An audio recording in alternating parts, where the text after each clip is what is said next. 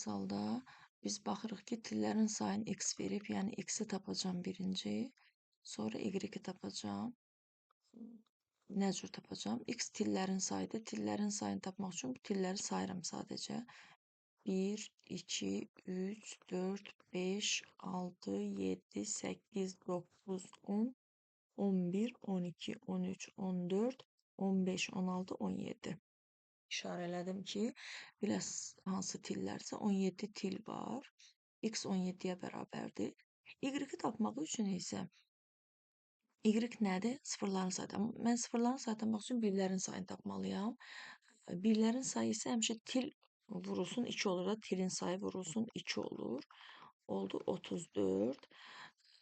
Yəni mən birlərin sayını tapdım. İndi sıfırların sayını tapmaq üçün isə biz ümumi saydan çıxmalıyıq 34-ü. Ümumi sayı tapmaq üçün isə təpələri bilməliyik. Təpələr hamısı burada verilib də. 1, 2, 3, 4, 5, 6, 7, 8, 9, 10, 11, 12, 13, 14, 15 təpə var burada. Yəni təpələrin sayı da təpələrin sayının kvadratı da ümumi xanaların sayıdır matrisdəki xanaların sayıdır. Bu da eləyir 225. Deməli mən y-i tapmaq üçün 225-dən çıxmalıyam 34.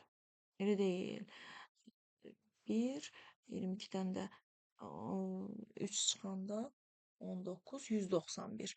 İndi mən nəyi tapdım? Y-i tapdım. 191 və salam. İndi nə etməliyik? Deyək ki, x plus y ifadəsini tapın. 191-in də üstünə 17 gəlməliyəm. Eləyəcək 208. Cavab da 208 olacaq burada. Bu tipdə misalları bu cür eləyirik. Biraz qarışıq qrafdır, amma başa düşmək olur.